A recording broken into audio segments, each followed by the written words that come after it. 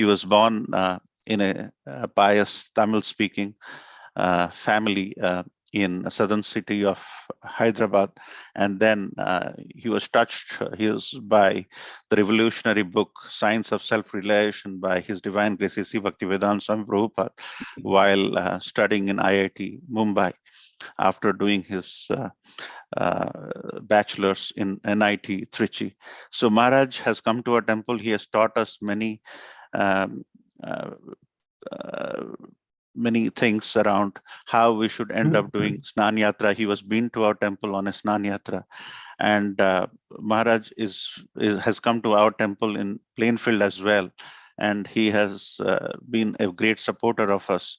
So we have been missing Maharaj's association, but today on this auspicious Lord Jagannath festivities around Shravan festival, Maharaj is amidst us.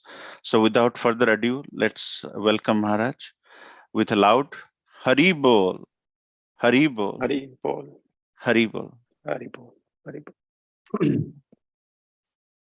Maharaj, you can start. Hare Krishna, Hari Bol, Om Jnana Timirandasya Jnananjana Shalakaya Chakshurun Militam Yena Tasmai Shri Gurave Namaha Shri Chaitanya Manobhishtam Stapitam Yena Bhutale Swayam Rupa Kadamahyam Dadati Swapadantikam Vandeham Shri Guruho Shri Yuta Padakamalam Shri Gurum Vaishnavamsya Shri Rupam Sagra Jatam Sahagana Raghunatana Vitam Tam Sajivam Sadvaitam Savadutam Parijana Sahitam Krishna Chaitanya Devam Shri Radha Krishna Padan Sahagana Lalita Shri Vishakan Vitamscha Nama Om Vishnu Padaya Krishna Presthaya Bhutale Srimate Bhakti Vedanta Swami Nitinamane Namaste Saraswate Deve Gauravani Pracharine Nirvisesha Shunyavadi Paschatya Deshatarini Jaya Sri Krishna Chaitanya Prabhu Nityananda Shri Advaita Gadadhar Shivasadi Gaura Bhakta Vrinda Hare Krishna Krishna Krishna Hare Hare Hare Rama Rama Rama Hare Hare.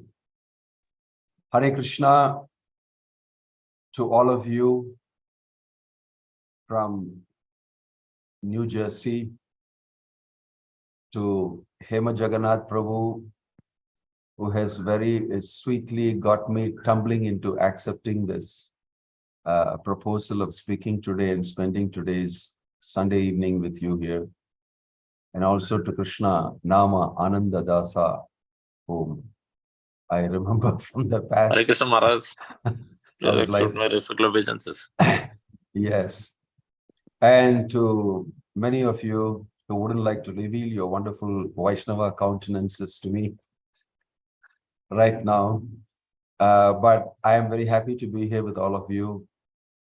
Today is a very busy day for me too, but Hema Jagannath Prabhu spoke so sweetly to me and did not give me much of an alternative but to accept this wonderful association with all of you and try to share a few realizations of Lord Jagannath with all of you.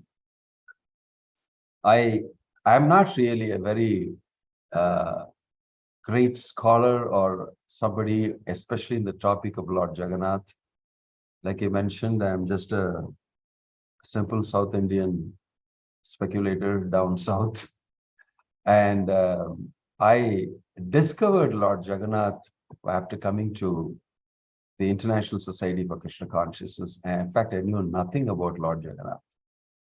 And I, of course, fell in love with Lord Jagannath so much by hearing his pastimes, by going to Jagannath Puri, and by associating with many, many devotees who had given their life and soul discovering Lord Jagannath and understanding more and more about his Leela and pastimes.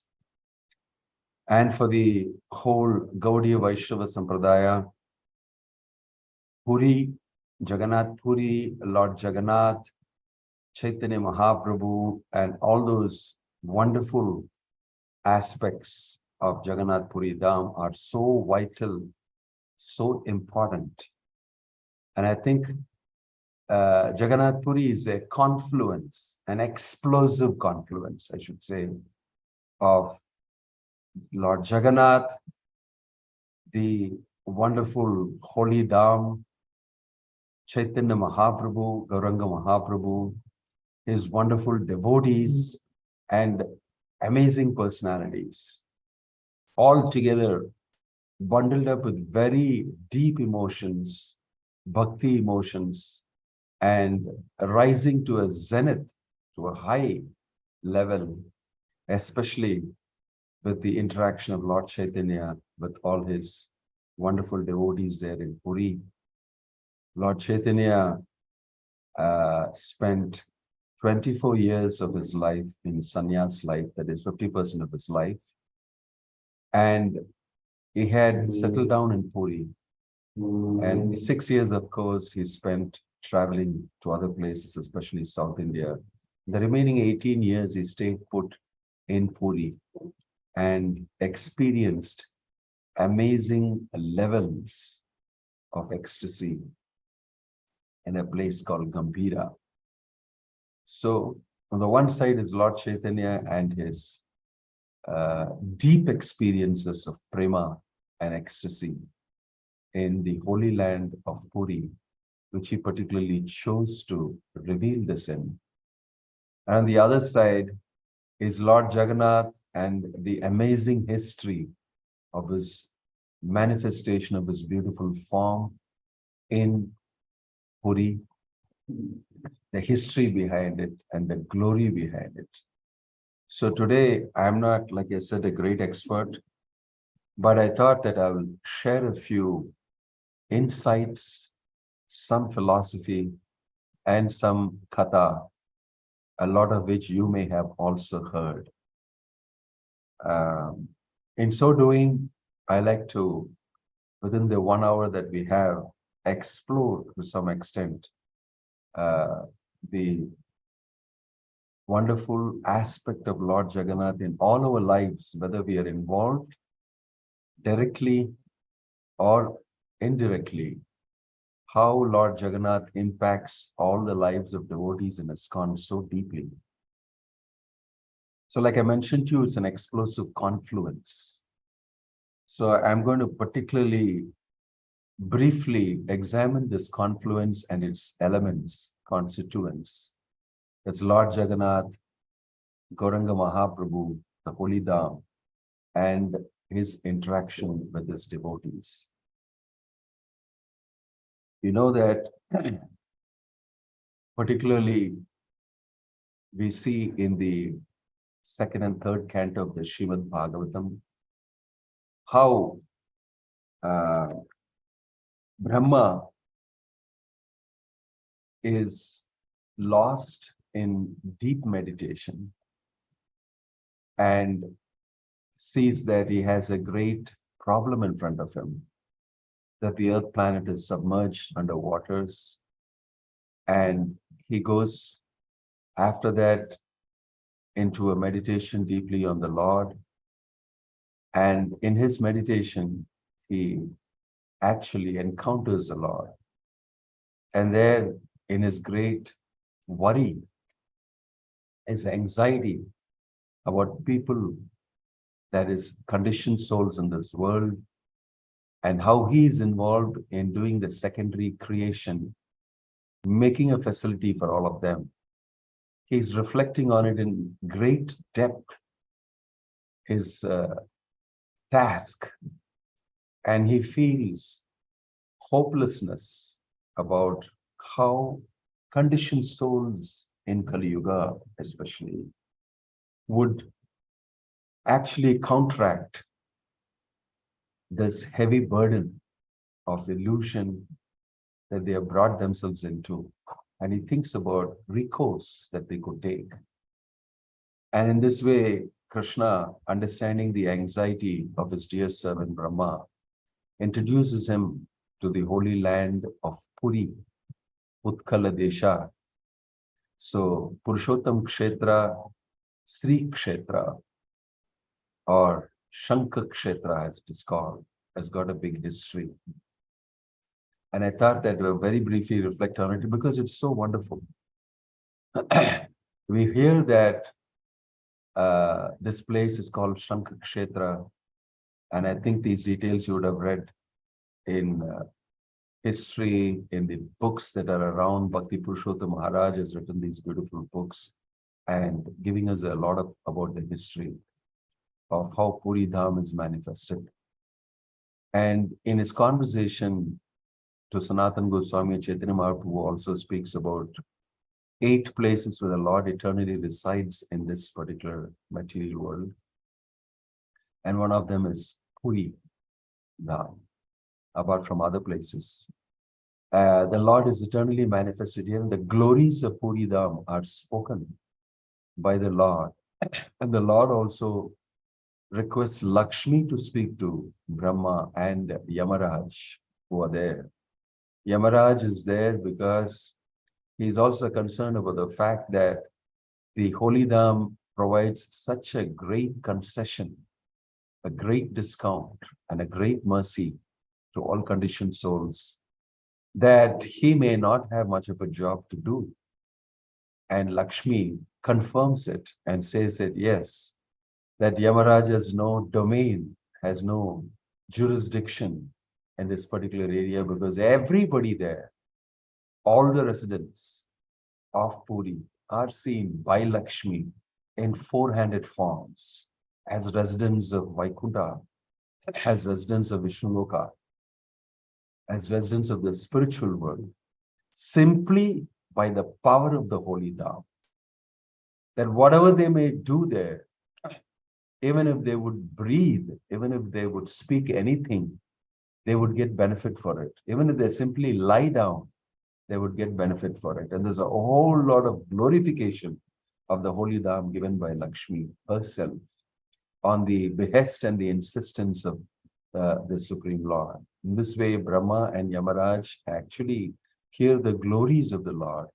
This is mentioned in the Skanda Purana. We can see that in several places quoted. In this way, we can understand the glorious Holy Dham. In that place, Lakshmi is speaking to the Lord, is speaking to Brahma and Yamaraj.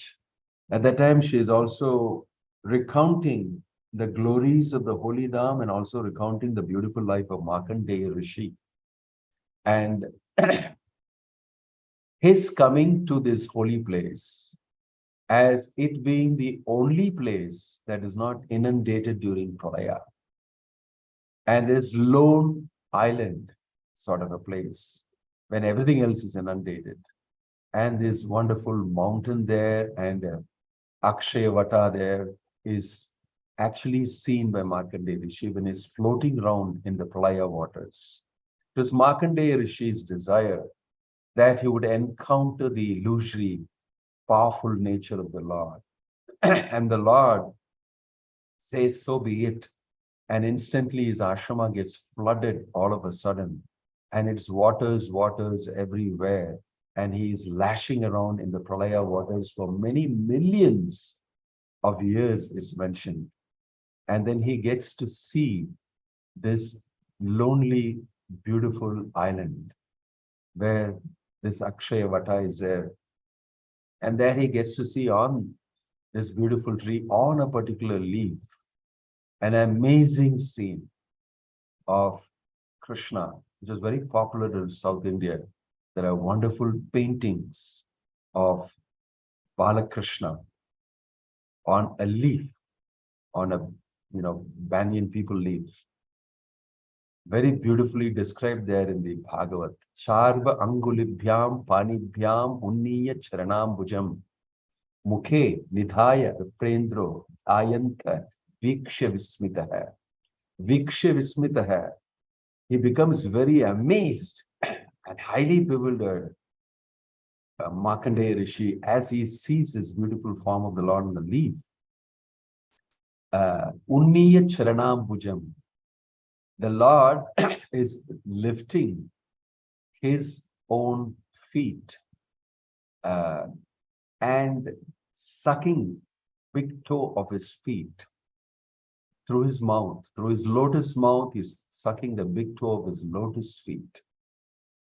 And this is viewed, such an amazing scene in the Pralaya waters after so many years of lashing around and experiencing Pralaya and the nature of the Lord's material manifestation as per his request.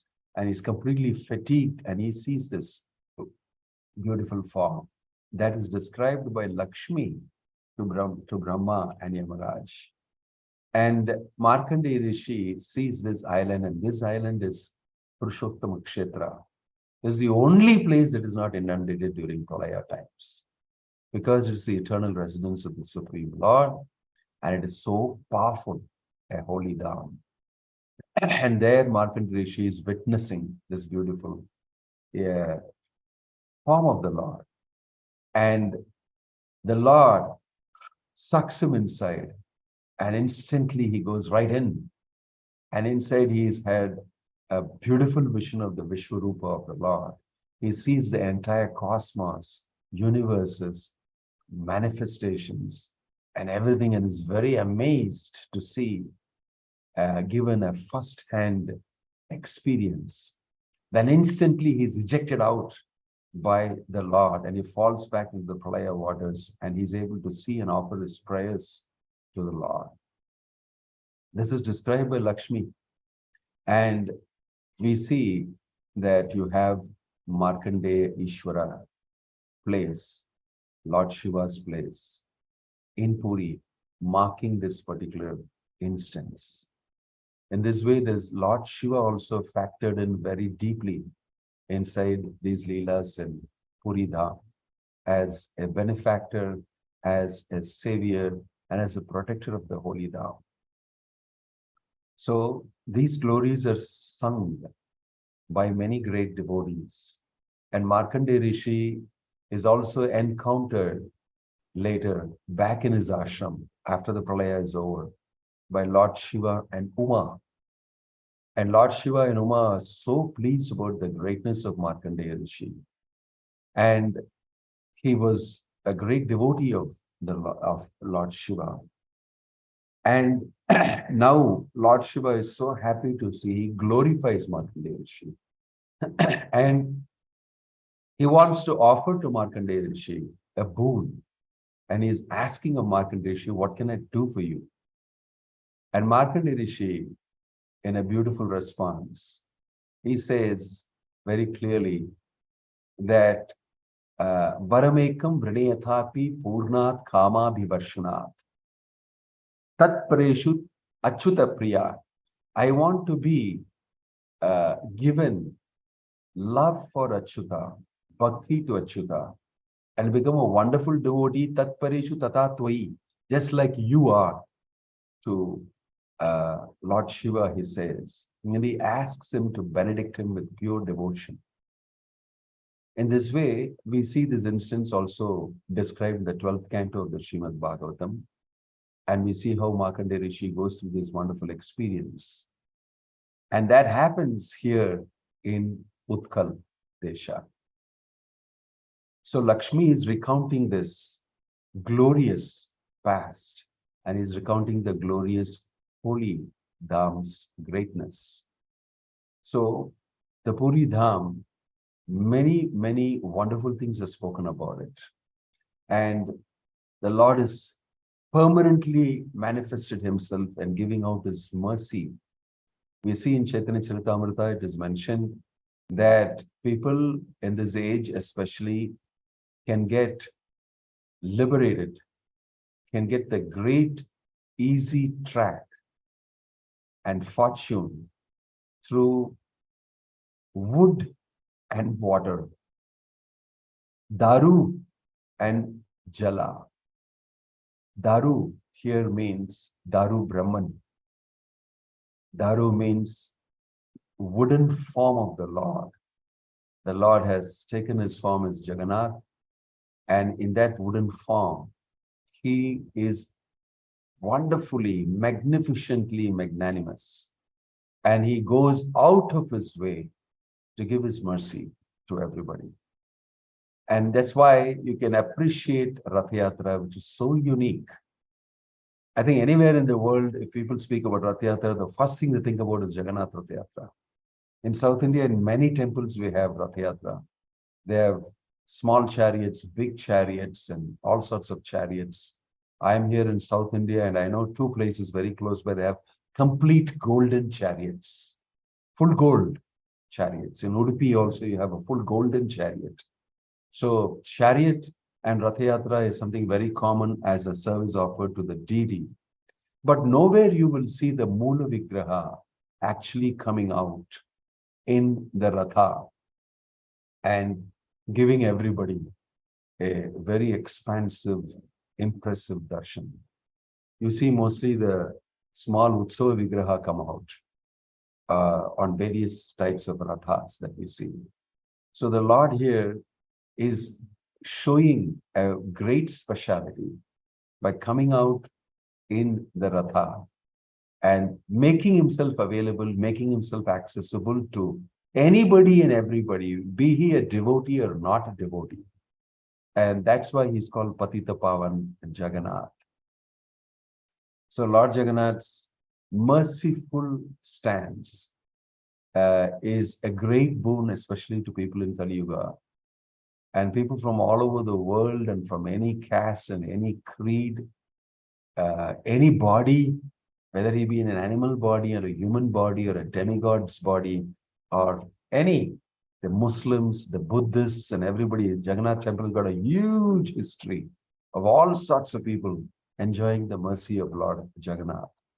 So the absolute truth, Parabrahman, Param Tattva, as it is explained in the Srimad Bhagavatam, has decided to manifest himself in these merciful forms of Jagannath, Balaram and Subhadra Devi and give out his mercy. So in Jagannath's manifestation, in his giving of mercy, he interacts so wonderfully with all the devotees and performs amazing leelas. So amazing are they. It's because the amazement is because of the personal nature of these leelas. The overwhelmingly, proactively deep aspect of Lord Jagannath's involvement in everybody's life makes it difficult for anybody to escape his mercy.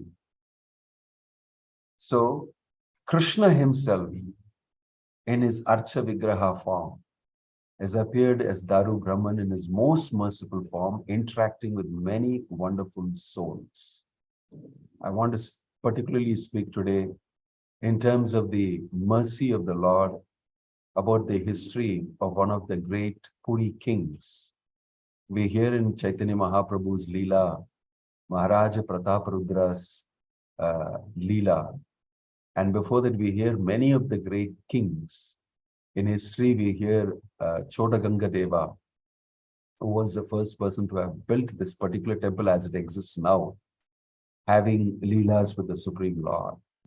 Then there is Leela with the Madhvacharya's disciple and the prospective prince who was going to occupy the throne in Jagannath Puri, wherein the Madhvacharya's disciple has come there actually with an agenda of trying to get the Mula Ramayana deities, Mula Rama deities, which were held in succession by the kings in Puri, which is personally worshipped by Hanuman, which was personally worshipped by Lakshmana. Hanuman hung it on his chest, and it came down like this over great devotees in line, and actually happened to be held there in worship in Puri amongst the kings. And Madhvacharya's disciple, at the instruction of Madhvacharya, actually came to get the deities from here. And those kings, that prince, handed over these deities to Madhvacharya's disciple. So there's a big history to all the various kings. One of those kings is Ramachandra Deva. Ramachandra Dev king was in a period in history under the Mughal rule, under the Muslim rule, the Mughal rule, or the Persian rule in one of those times. You know, Lord Chaitanya ruled during the reign of the Mughals. Actually, Babur was the first in the Mughal dynasty. And 8 years of Babur's rule, Lord Chaitanya existed in place. And 8 years after Babur's rule, Lord Chaitanya disappeared from this world. And after that, before the Mughal rules was the Persian dynasty, all the Lodi dynasty and everything. And so Mughal rule was very prominent in many of Lord Chaitanya's descendants' times. Ramachandra Deva, I presume, is somewhere around those times. And he had a particular situation, a very challenging situation, where an invading king, most of these people were barbaric. They were not really Kshatriyas who were coming to conquer for a particular dharmic purpose. They were mostly barbaric. And a lot of the Kshatriyas in India, they were noble because they had some noble, line in them.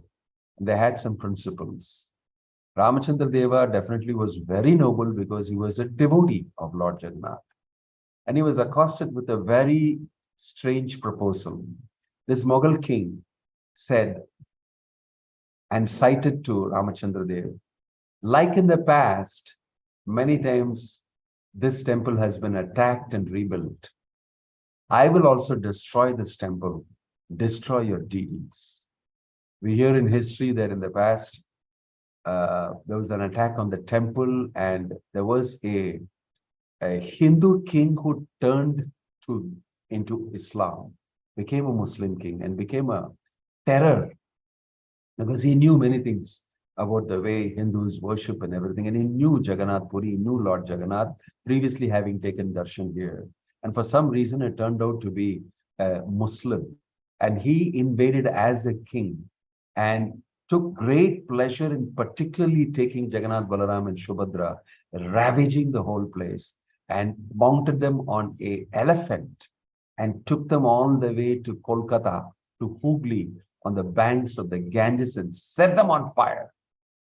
And it's mentioned that a priest, Mahaputra, who was very, very deep devotee of Jagannath, followed this Muslim king all the way to Hooghly and jumped into the fire and saved Lord Jagannath from the Nabhi of Lord Jagannath. He removed that shalagram and those wonderful Chinna signs, and he re-established. So these Mughal kings were a terror. So Ramachandra Dev knew about this. So this Mughal king, I think his name was some Khan, he made a proposal saying that if you don't marry my sister, he had a beautiful sister called Razia. If you don't marry my sister, then I will actually completely raze to the ground this temple and kill many of you worshippers of this deity, and I'll give you a lot of hardships. So he was in a mode of trying to insult this king, bringing him under control in some way or the other. And it so happened that Ramachandra Dev, Maharaj Ramachandra Dev, became very, very troubled and disturbed by this proposal. And the king gave him limited time to decide before he raised the whole temple to the ground. Ramachandra Dev was such a wonderful devotee of the Lord. And he was wondering, what can I do? So he became completely consumed. And amazingly, unofficially, the Mughal king's sister, whose name was Razia, came to meet with the king, Ramachandra Dev. And Ramachandra Dev did not want to see her. He said, I don't want to, I am married. I have queens. I have children. I have an affectionate family. And I have a whole wonderful grihastha life, all centered around Jagannath. And why would you come and propose to me, a Muslim woman? But Razia was very special. She told, please listen to me. I have come to you for a clandestine meeting with you. And my brother doesn't know about it. But I want to tell you that my name is Razia, but I am a devotee of Jagannath.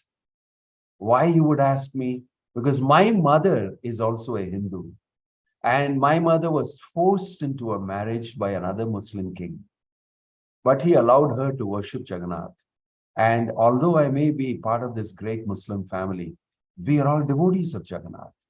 And that's why I'm telling you, if you marry me, you will continue to remain a devotee of the Lord. You'll not have anything from me as an opposition to your devotion to Jagannath. I will join you, and we will be able to save this temple. We'll be able to save all these devotees from this cruel king who happens to be my brother. I came to convey this to you. It's a strategy. So Ramachandra Dev thought, oh gosh, this is getting, the plot thickens, like they say. Is this another strategy, or am I falling into a deeper, net of things? Is it political strategy that she's coming and asking me this? So he had a lot of things to decide in his head. But then somehow or the other, he was forced to decide to marry Razia. And he married Razia. And the king, the Muslim king, obviously, we would think, would desist from doing anything. But Ramachandra Dev had another whole lot of things opening up for him.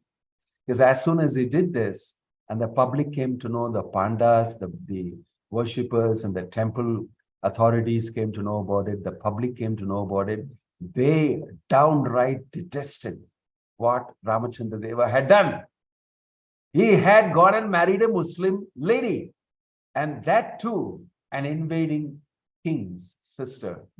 And there was some pact being signed. There is something else going on in between, that he would sell himself to the Muslim king in this way. So you see, the temple also needs the king. And the king normally is a great devotee of such a king is chosen, coming in the line. So when this thing happened, it seemed that there was a great deception, and there is a great diversion tangentially away from the line of Kshatriya kings who were devotees of the Lord. So it so happened, you can imagine the situation, the political situation, and the situation in Puri, everybody buzzing with this. And they decided that we don't want you. We don't think of you anymore. We will not perform those rituals that we perform for the king in the temple, praying to the Lord, for protecting the king, because he's such a devotee and he helps us all to worship you. They were offering a lamb at the shikara of the temple for the sake of the health of the king, for protecting the king, and Lord Jagannath's protection was on the king. So you will see that even in Lord Chaitanya's Leela, those aspects of Pratap Rudra's life also would come in.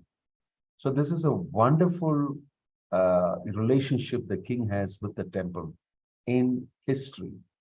But they decided that we won't do these anymore. We don't want you as a king. We have discounted you. And in fact, you're not even supposed to come into the temple. You have no rights to come into the temple because you become a Muslim.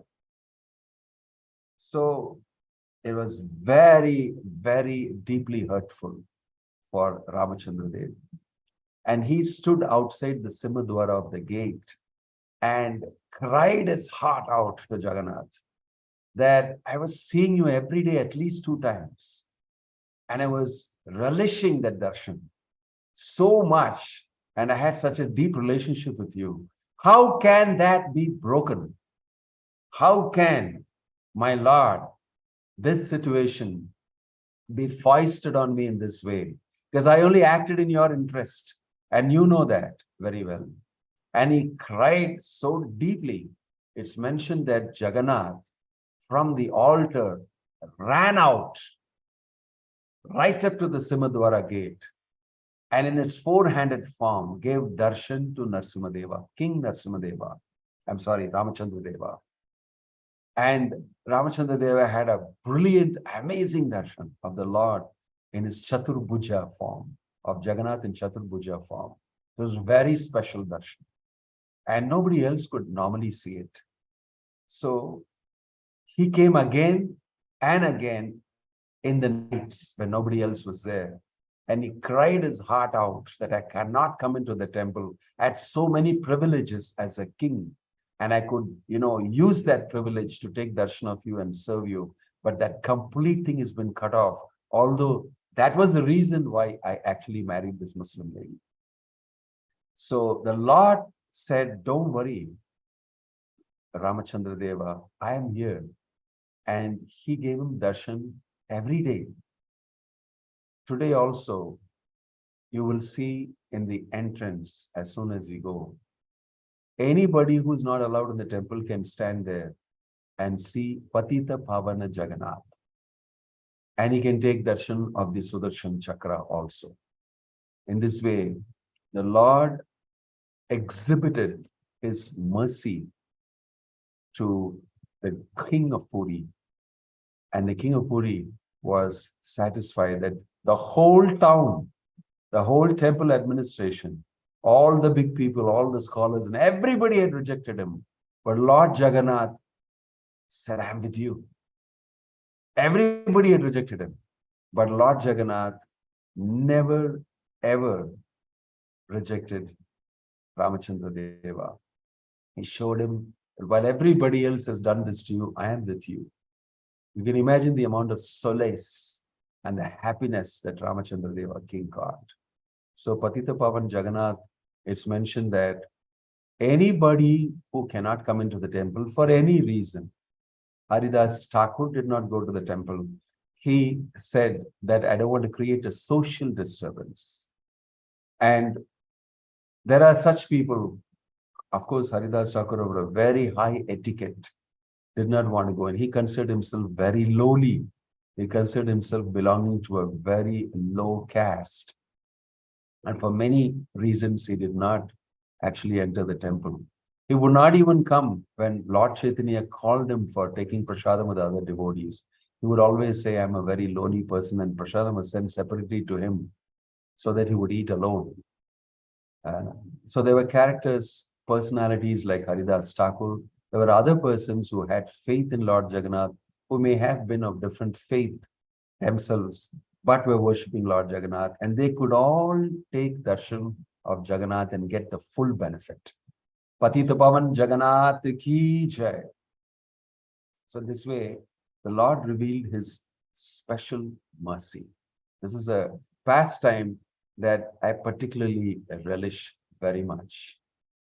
Then you will see another interesting pastime. There's a pastime of Viskaja. There's a pastime of, which I like particularly about the Lord Jagannath, is his pastime of getting to eat betel leaves. In South India, it's very common in most houses.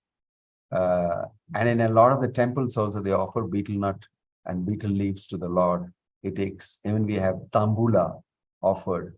In DD worship, you can see with a nice spicy clove also pinning and very nicely folded betel leaf offered to the Lord. Actually, Balaram and Krishna, Jagannath and Baladev, very much liked to honor this tambula. But it was not being offered, it seems, at that time. And there was a panwala selling pan, selling these betel leaves and nuts. And he was very famous for making very tasty pan. I think in North India, I've heard of people eating all sorts of flavors of pan. North India is filled with people who eat pan and tukvai. I mean, spit it all around in every new corner that they would see. And it's very, very common, people eating pan. It's a amazing after effect, especially after a meal. So they, Jagannath and Baladev, would come out of the temple every day and go to this very famous panwala's house. They would come out in white dress, looking like brilliant two boys, one dark and one very fair. They would get out of the temple. Nobody would notice that and find out that these were actually Jagannath and Baladev. They would get out of the temple, move slowly across into the street and go to this special house of this panwala and eat the pan and quietly come back into the temple. This was going on regularly. But there was a devotee called Balaram Das. Balaram ji actually was wondering that he was repeatedly seeing two young, wonderful looking boys come out and go into the street and go somewhere into this panwala's place and come back quietly, and their mouths were all red and they were coming back, a reddish, tinge of the pan that they had eaten. And this is going on quite long time. And he observed it, and he had some sort of a vague suspicion because his boys were looking so nice. He happened to understand by his own intuition, because he was such a wonderful devotee too. By his own intuition, he understood this could be Jagannath and Balaram actually doing this. So he met with this panwala. His name was Prabhu Dasa. He met with this panwala in the temple, and he asked him, "Are two boys coming into your place? I see them coming quite often." Then this Prabhudas, who did not know anything about these two boys being Jagannath and Balaram, he said that, yeah, they come and they are so sweet looking, so nice looking. They asked me to roll up the best pan available, and I roll it up for them. I keep watching them. And then before I can ask for money, they are gone. They make a quick show of their heels, shown a clean pair of heels, and they eat the pan and they get away so fast. But I don't mind. Every time I give them, I'm very happy. It makes me very happy and a good experience. I'm not asking them for money. So Balaram said, "That's foolish of you. Why are you not taking money for both of them?" He wanted to plant a thought in his head. He played into the Leela of the Lord just to see how the response would be. And he told Prabhu Das that, "Why are you not taking money? You should ask them for money. Actually, they look very rich people. Why don't you ask them for money? You should not give things for free. That's not good. Why don't you just tell them, I thought they will not have money," and I was hesitating. He said, "No, you tell them that please place your chadar or your kiridam or their nice turban that they have, and they say tomorrow you bring the money and take back the turban. This way you can get money not only for what they're eating that day, but also from the past, whatever your account is so much, you have to give me so much." Why did you tell them that? He planted this thought into Prabhu's head. And Prabhupada said, "Yeah, I should do that actually. I was wondering why I didn't do it. I might as well ask, because they are regular comers, they're regular eaters of my pan." And he had a mischievous grin on his face. Yeah, that would be nice to ask these two and interact with them. So the next time, that evening, when these two boys came inside the panwala's house, he boldly questioned that. "You see, you've been taking the pan here for so long. I know that you come from very decent upbringing, and therefore I didn't ask you, but I cannot give you pan like this. You have to pay me for it." They said, "You see, you should have told us, we thought you were giving young boys like us." And many of the elderly people call us and give us sweetmeats and this and that. Nobody asks any money. But if you had told us that you wanted money, I would have very well brought the money. He said, "No, anyway, I don't know if you go away now, whether you'll give me the money, because now that I've asked you the money, you may not come back again. So at least leave your chadar here, leave your turban here." They said, "Okay, we can leave our chadar here. Tomorrow we can come and give you the money. Now that you've asked us money, we'll definitely give you the money. But your pan is very nice." Because they said this and they left. The other thing is that Prabhudas, he was selling pan to anybody and everybody, and he was very famous. But in his heart, every time he went to the temple and offered prayers, deep in his heart, he was thinking, "Why can't I offer pan to the Lord? Why don't they order pan and give it to the Lord?" But he dared not ask, because it was not considered to be a nice thing to offer to the Lord. I mean, pan is some addiction amongst people, conditioned souls. Why would they offer it to the Lord? So he had the desire, and that desire was being satisfied by Balaram and Jagannath coming every day and taking, and he was also feeling happy about it. But you see, Balaram Das came and put this thought in his head, and he interacted in this way. They left their chadar and they went. And the next day, when the pujaris got into the temple, they found that the chadar of Balaram and Jagannath is missing. And there was a commotion. Whatever happened? And the king wanted to know about it. And he started thinking otherwise. There's something else going on here. There was a commotion. There was an inquiry. And people came to know that the chadar of the Lord is missing. And when he heard about the pan and the story here and there, otherwise also, he thought it's amazing. And when it came out like this, Prabhudas actually revealed, he came to know that these two individuals coming to me are Jagannath and Balaram. So he handed over to the king the chadar. And then the king had an interaction with Prabhudas. He said that what a wonderful devotee you are. That the Lord has secretly come to you and been eating his pan because he knows by rules and regulations he will not be able to eat the pan. Because we are not officially offering him the pan. But henceforth, because of your desire and because of the desire of Balaram and Jagannath to reciprocate with you, we should introduce the offering of betel nut, this pan. And after the meal, tambula is offered from then onwards to the Lord. So this is a sweet reciprocation by the Lord to a panwala. And there are all sorts of reciprocations like this to anybody and everybody who wanted to sincerely offer to the Lord some sort of a service.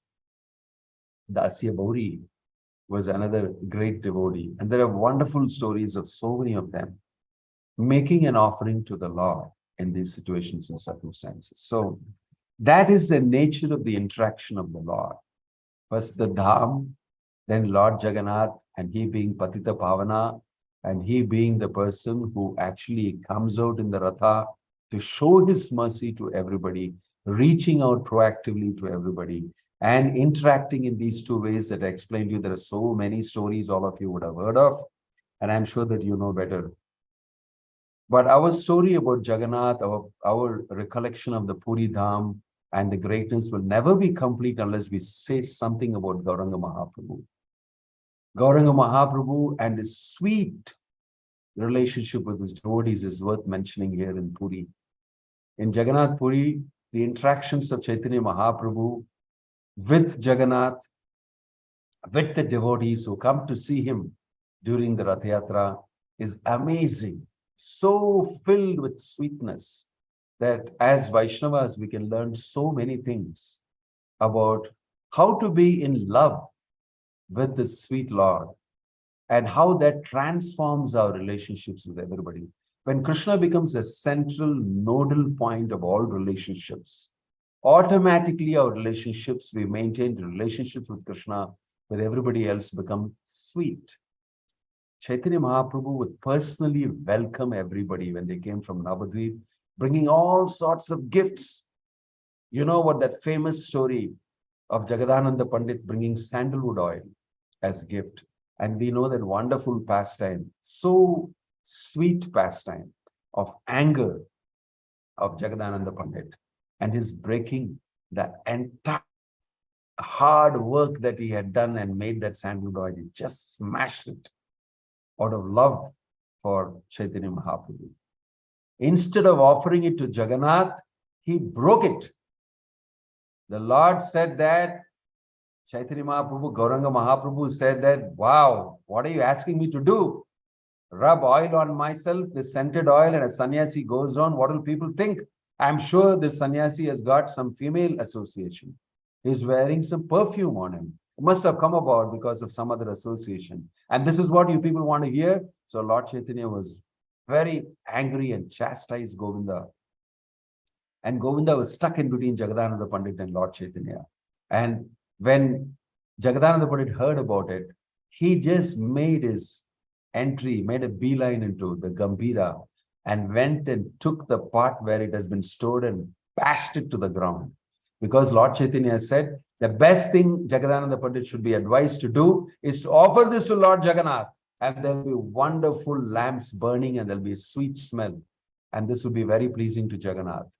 Because he heard this, that this is what Chaitanya Mahaprabhu wants you to do, take this sandalwood and offer to Jagannath. He went and broke it. No, I didn't make it for Jagannath.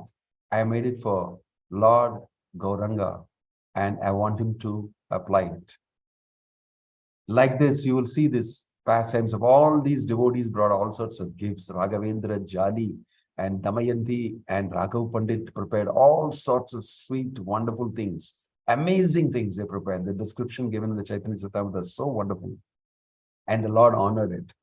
So when they were returning back to Navadvip after more than a month's stay there, the Lord would tell them very deeply that the great feeling he would gather when they were leaving, and tell them that each one of you has shown so much of love.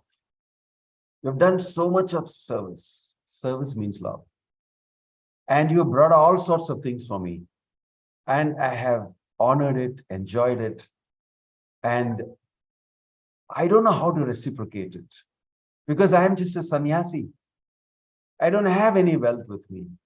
I just have my little cloth around my waist. And I don't possess anything. But since you grahasthas have reciprocated with me, I was wondering how I shall reciprocate with you. All I have with me is my body. So I want to give my body to you. You can sell it in the marketplace and get some value of it. And I hope that will be useful to you. I offer my body to you. Hearing this, all the devotees' eyes became filled with emotion and tears welling up in their eyes.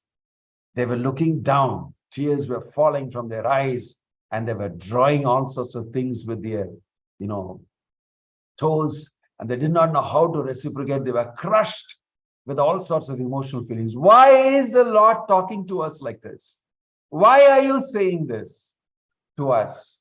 We came here with great interest and with great happiness to serve you. We got an opportunity to serve you, my sweet Lord.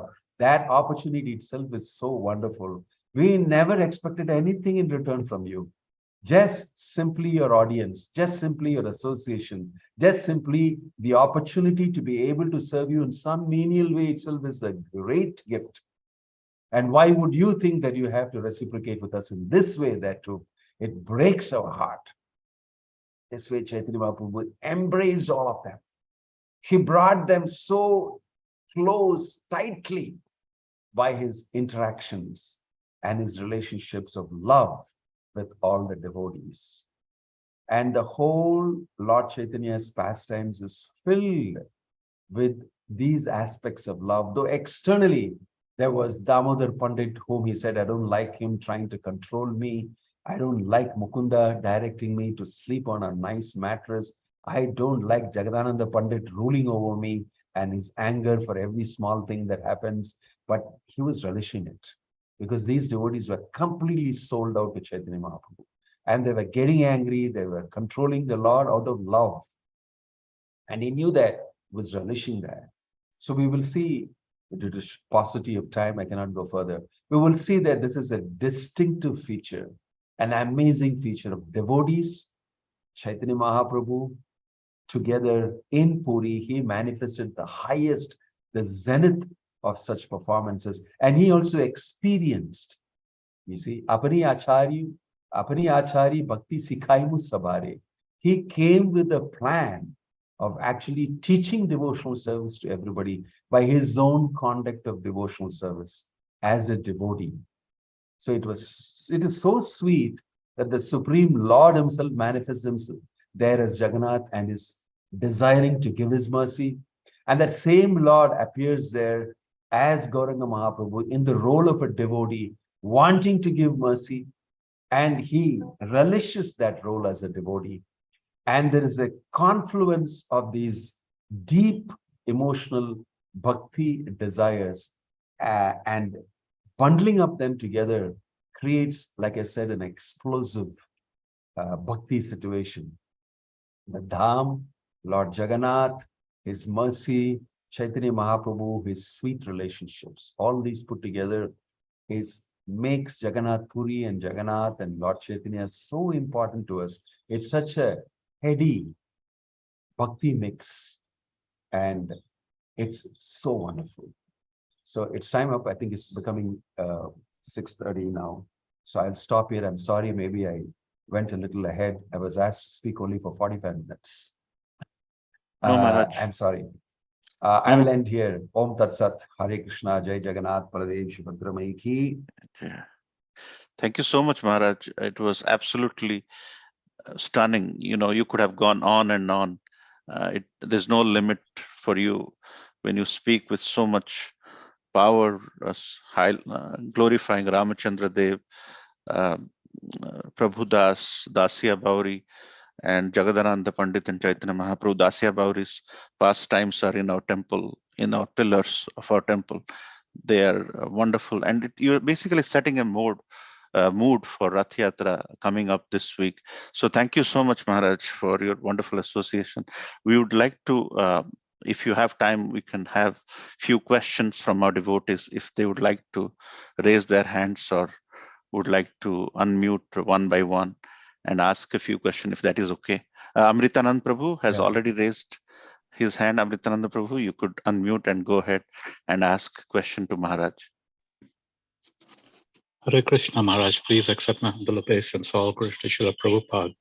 Thank you very much for sharing your realizations, and very nice Katha, Maharaj. My question is that Haridas Thakur always considered himself to be of a low caste. And of course, the temple authorities wouldn't allow him in, but he wouldn't even honor the prasad along with other devotees. Now, we also learn, Maharaj, that a person who chants sincerely, the entire purport of the Vedas and knowledge is revealed to him. And the fundamental knowledge is we are not the body, we are the soul, and all these Brahmana, Mlecha, and all these things, all bodily, and or your consciousness related. So for a Namacharya, what's the significance that he considered himself Mlecha and didn't honor prasadam with other Vaishnavas? Well, interesting question, a deep question. You see, the humility of great devotees should never be considered to be an ordinary mundane humility. This humility is an expression of their devotion in a completely different way. You must also understand that Haridas Thakur is Brahma in atonement. After Brahma Vimohana Leela has happened, he is wanting and desiring to get punished or to be in that mode of operation.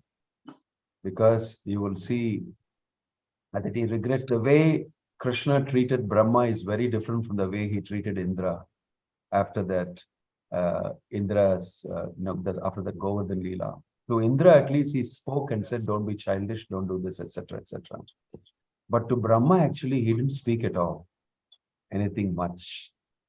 And that is painfully, accentuatingly painful, because Brahma is a super intelligent person. When you deal with a very intelligent person who has made a little error, you don't rub him left, right, center. You don't need to, because he already is understood by his own mistake using his intelligence. So the way Krishna dealt with Brahma is very different from that.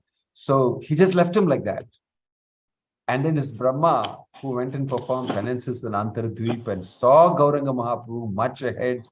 And Gauranga Mahaprabhu gave him that opportunity. Okay, you will be able to go through your atonement, and your humility can be exercised when you come as Haridas Thakur with me, as Chaitanya Mahaprabhu in that Leela. So you should have this background also with Haridas Thakur. So his expression of humility many times should not be considered to be ordinary humility. Just like the humility of Rupa and Sanatan. The humility of Rupa and Sanatan, Ramkeli, They were crawling on the floor with the, piece of trinamatra, grass between their teeth, straw between their teeth, and they were talking about their lowly activities to Chaitanya Mahaprabhu, and they were expressing deeply deeply felt humility, to such an extent that Lord Chaitanya said, Aji hoke dunhara naam rupa sanatana, dhainya chada tumi, tumhare dhainya fate moramana. He said, give up this humility. Your humility breaks my heart. For the Supreme Lord to say this to his devotee, how genuine should have been that humility. That humility is very different from some other type of humility on a bodily platform. So we should not think that although Haridas Thakur said that I am of a very lowly birth, I am born in a Muslim family, I am like this, just like Rupa and Sanatan said, we have both are working for a Muslim king who eats the cow. We are worse than Jagai and Madai. We are worse than worms in stool. Like that, Lord Chaitanya did not think that was unwarranted humility. He did accept it. But it is transcendental quality for a devotee who is all knowledgeable and all knowable to actually feel this humility in front of the Lord and become a recipient of the Lord's mercy in prema. So Haridas Thakur's humility is not mundane. It is not because he's from a Muslim family. It's because he feels that I am incapable of getting the mercy of the Lord. I'm incapable of love for the Lord. That is the type of attitude. That transcendental humility is called dainya. That prayer of that type of humility and prayer, and that is a very different category. Although he expressed it in that way, Lord Chaitanya understood and reciprocated accordingly. When he said, I am not qualified to come and sit amongst you and take prasadam, Lord Chaitanya didn't contest it. He immediately sent prasadam for him. Just like he told Rupa and Sanatana, give up your humility, and he instantly initiated them and said, Aji hoti dunhara naam Rupa Sanatan. The first meeting, the first utterance of Lord Chaitanya is, both of your names are Rupa Sanatan, you're initiated. You're initiated. So much was the effect of their sincerity and humility. So devotees' humility is very different. It affects the Lord. We may look at it in a material sense because sometimes we may not be understanding the depth of the devotion and the humility. That's my little take on what you said. I hope I've been able to give you some enlightenment on it. Yes, Maharaj, very nice. Thank you very much. Yeah. Thank you, Maharaj. Any other questions from the forum? We have a lot of devotees who are in rapt attention to Maharaj's class. They could have heard you, Maharaj, for hours and hours if you would have gone in. Any other questions? Hare Krishna Maharaj. Oh, I did not raise a hand. Can I ask question or should I wait? Yes, go ahead, Jagdish Mahaprabhu. Yeah. Hare Krishna Maharaj, then pranam. Please accept my humble obeisances. Hare Krishna. Maharaj, just I am trying to understand the religion perspective. We see even Lord Chaitanya Mahaprabhu time, even now, that the Muslim leaders or, their great emperor, they were always giving the hard time here and there. So is this something like that the teaching issue, or this is something like how to compile that to understand that even Maharaj, I'm not sure about the Muhammad Paigambar in the Bhavasya Puran, some prediction is there. So how to, this is something like a Lord plan to understand that, or the disturbance society, or how to understand that? Well, let me make a side tangential comment. I think a lot of devotees in India, especially Indian-bodied devotees, are also assailed by what's happening in India. Recently, there was a movie called Kerala Story. I do a lot of preaching in Kerala, producing books and distributing them. And so there was a lot of discussion on this also, about Muslims and about Islam and everything together. And somehow the whole country has been clothed in a particular color of Hindutva and non or anti-Islamic stance and things like that. Sometimes devotees can get a little colored by that. That notwithstanding, you won't see that factoring very much in Chaitanya Mahaprabhu's Leela, as much as we do nowadays in common parlance around, in terms of we being Hindus and against the Muslims and stuff. Nobody bothered about these type of things. I don't think devotees spend their time, even in those days, in thinking in that way. Because worshipping the Supreme Lord for us is an absolute activity. It transcends any material dualities. And I think thinking Hindu-Muslim is one type of a duality, which Prabhupada never spoke about, never encouraged in any way, anywhere in his works or in his talks. He kept hitting at the absolute truth. You will see Prabhupada glorifying Muhammad and Jesus Christ 600 places in his writings in the Veda base. If you Google it, I mean, if you search it. He's glorifying Christ, glorifying Jesus Christ and Muhammad. So he taught us something else.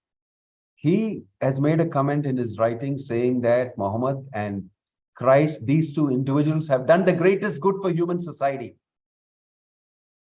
I mean, I don't think it's going to be so easily digested in this particular situation now in India.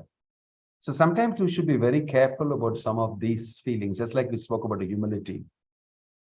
In the works of Gaudiya Vaishnava Acharyas and in the writings of Prabhupada, you will see he keeps clearly away from all these type of things. Just in case you're trying to indicate anything, I'm just mentioning. Coming next to the other point of how we should take it. We should take it because also it's not only about Muslims. It's also about Mayavadis and impersonalists. It's also about all other types of people who don't understand the absolute nature of Krishna. Janmadhyasya. We are only proclaiming the supreme absolute truth. We are not just worshippers. We are not another theism alone. You see, we are like you'll be amazed to know that in our communications ministry, they say that ISKCON is a Vaishnava monotheistic tradition. But I don't very much agree with that, because we are not just a monotheistic tradition. Then even Ganapati Bhatta, that story of Ganapati Bhatta, today is Snana Yatra in Coimbatore. Here we had a huge crowd, about 1,000 people coming and celebrating the Snana Yatra. And I spoke about Ganapati Bhatta and his visit and the Ganesha Vesha and everything. It's mentioned there that he is a monotheistic person. He wants to see Ganesh. So in actually, according to the polytheism and monotheism, which is what is their whole line of argument, we are being accused of being polytheistic as Hindus. So we want to differentiate ourselves by saying that, no, we are not polytheistic, we're monotheistic. Actually, we're not even monotheistic, because under that category, even that Ganapati Bhatta is a monotheistic person, because he worships only Ganesh. Somebody else here in South India goes to Ayyappa temple only, and he is a monotheistic person. We are not monotheistic. We are worshippers of the absolute truth. We are worshippers of the absolute truth, beyond theism, actually. Sarva dharman parityajya, mamekam sharanam braja. So if you look at it from that viewpoint, you'll be able to accommodate all these dualities. Whether it is Muslim, whether it is them harassing. It's not only the Muslims that harassed us in Indian history. It's also the Britishers who harassed us. Right from the time of colonization, there has been harassment. In fact, Prabhupada says that the Britishers in the colonization did much worse damage than the Muslims had done. So if you look at it analytically, it gives us a different idea. That's why Prabhupada's works are so important. He doesn't go around making any of these statements. If he would have done that, he would have never been able to preach all over the world. And he did not do it, not because he had a strategy not to do it, because it didn't figure in his whole mission at all, because he was a speaker about the absolute truth and waiting for anybody, any caste, any creed to get attached to. Krishna, the absolute truth. That's the way. When we look at it like that in terms of Bhagavad philosophy, then we can accommodate anything. Okay? I hope that helps you, Jagadish Sima. Thank you so much, Maharaj. Yeah. Thank you, Maharaj. Thank you, Maharaj. Maharaj, when I was talking to you, I was looking at your website. You're doing some wonderful corporate preaching. ISKCON Coimbatore is coming up in a big way. And you're talking about Snan Yatra, 10, 12 years back. You are in Marathi Vishwa Community Center in our temple on the day of Snan Yatra. So what a coincidence that you're celebrating Snan Yatra today. And we have Bhakti Ratnakar Prabhu, who has raised his hand. If you have 5-10 minutes, it'll be wonderful, Maharaj. Is that okay? Yeah, I am happy. Today is being filled with Jagannath pastimes because today is Sunday here. And I have already given 3 sessions, and this is the 4th session. I'm going for a 5th session, the Sunday evening program. Thank you, Maharaj. So I take it as Jagannath's mercy on me. Wow. And all of you. Yeah, please go ahead. Bhakti Ratnakar Bhakti, Prabhu, go ahead. Yeah. Hare Krishna Maharaj, Dhanvat Pranam, all glories to Srila Prabhupada. Hare Krishna. Maharaj, first of all, thank you. I had a few interactions with you which made a remarkable impact on my realizations. One, where you told how we should chant Prabhuji. I had some difficulties that time, and you definitely gave a very good realization that how we should chant and with what mood we should chant. So I am indebted for that to you, Maharaj. So my humble obeisances. I have a doubt, Prabhuji. I don't know what that, when we put that grass in the teeth and we say, what is the meaning of that? I don't know, Maharaj. So I thought maybe I should ask you. Well, the Sikshashtakam tells us, Trinadapi Sunichena Taroriva Sahishnuna Amanina Manadena Kirtaniya Sada Hari. You know this famous verse, I'm sure. Trinamatram. Yes, Maharaj. Yeah, Trinamatra means valueless. What is a piece of straw in the street that has been stamped and trodden over by so many people, completely meshed up in dust and dirt and everything, have value for? Doesn't have any value. So for a person to take that, put it in his teeth, hold it by his teeth, is a sign of humility that he wants to show. Physically, he wants to express his humility, which is felt very deeply, subjectively inside him. So, Trinamatram value. I have no value for you. So you're just a piece of straw in the street. So, that is the indication. When famous personalities like Rupa and Sanatana Goswamis, they take up this position, then it becomes very amazingly evident to us that humility earns the Lord's attention, genuine humility. We should not take it for granted that we will get the mercy of the Lord, right? So we should not, you see, the moment we hear humility, we try to become humble physically, mentally, physically and mentally. And I call that humble pride. Very humbly, you can be proud. You have to be very careful with your mind and with the deception. The first thing that people manifest with is the Prabhu, Prabhu, Prabhu, physically we manifest it. But although it's being physically manifested here by Rupa and Sanatan, you should also understand there is spiritual humility. The spirit soul is expressing is subordination to the supremacy and the sovereignty of the Lord, which is not really necessary. But then they want to become qualified for receiving love of God. That is the important thing to understand. Okay. So the physical expression of it is only for indication, but the Lord understood the deep internal makeup of these devotees and reciprocated with it. Okay. I hope that helps you. Thank you, Maharaj. No, that Yeah. helps a lot.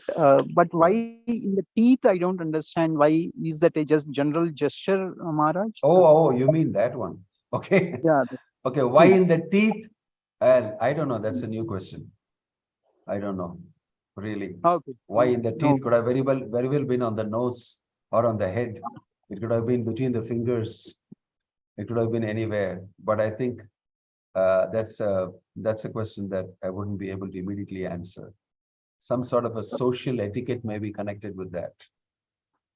Thank you, Maharaj. Thank you. Yeah. Appreciate it. Yeah. Okay. Thank So- you, M. Jagannath Prabhu.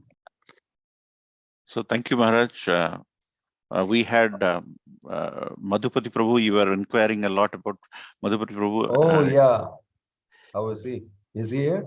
He was there for the entire class. Maybe he just stepped Oh, out. acha.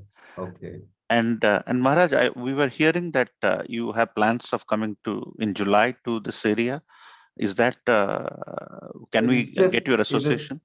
It is just getting finalized over a period of time. Can I ask, you are in touch with Nandeep, Yes. right? He's the one who does my scheduling and everything. Yeah. I just came back from Singapore, Malaysia trip. So I am waiting for these things to get. We have Rath Yatra on 24th, 25th, and I have some other engagements. And in the meantime, we'll be making up the schedule for my. Yeah. Most So we probably, would. I don't know. Yeah. Yeah. So we I'll would do love to that. have you around us in our temple. You have come to our temple, but you have not come to our temple for so many years.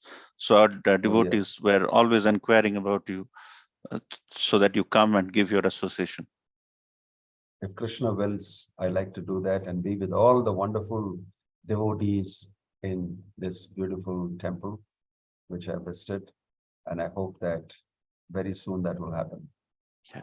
Thank you. So Maharaj, it takes a lot of courage to glorify you, but from our bottom of our heart, we'll glorify you by thanking you from the bottom of our heart by saying, Haribo, Haribo. Hare Krishna. I'm not worthy of any great glorification, but in keeping with the discussion with the Trinamatram, with the straw in my teeth, thank you very much for all the wonderful sevas that all of you are doing for Prabhupada's amazing mission. Hare Krishna. Hare Krishna, Maharaj. Hare Krishna. Hare Krishna. Hare Krishna, Maharaj. Hare Hare Bol. Krishna, Hare Maharaj. Hare Thank Krishna. you. Hare Krishna. Hare Krishna. Hare Krishna. Krishna Namananda Prabhu, you have your announcements. Go ahead, bro. About Rath Yatra, and go ahead. You can make the announcements. Yeah, so thank you, Prabhu, for the opportunity. 24th evening, we have the Jagannath Puri Rath Yatra. But before that, just wanted to sort of shout out to Amritanand Prabhu and everyone who came yesterday for Gundicha Marjan. And we basically cleaned so much.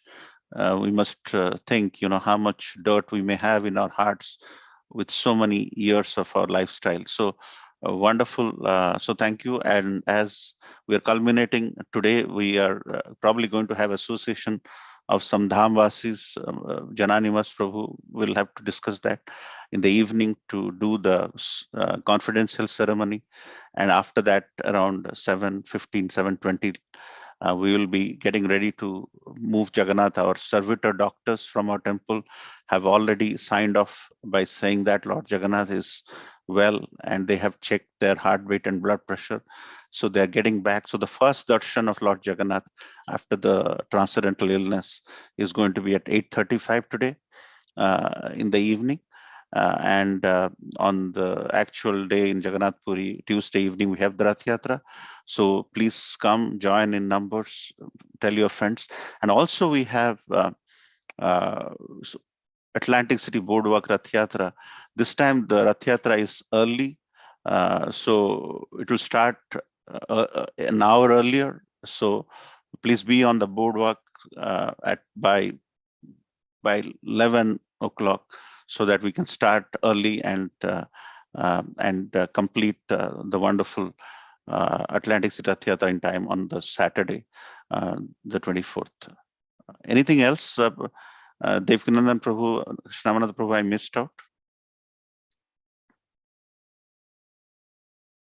Okay, if I didn't, So let's thank all of you to be part of this Jagannath Shravan festival, which is jointly hosted by so many temples around us, by paying obeisances at the lotus feet of all Vaishnavas, by saying Vancha Kalpataru Yascha Kripa Sindhu Vaevacha Patitanam Pavanevyo Vaishnavebhyo Namo Namo Vaishnava Vrinda ki Jai. Jai, Shla Prabhupada ki Jai, Jai. Gaura Premanande, Hari Hari Hari. Hari Hari Bol. Thank you everybody. Hari Bol. Hare Krishna. Thank you.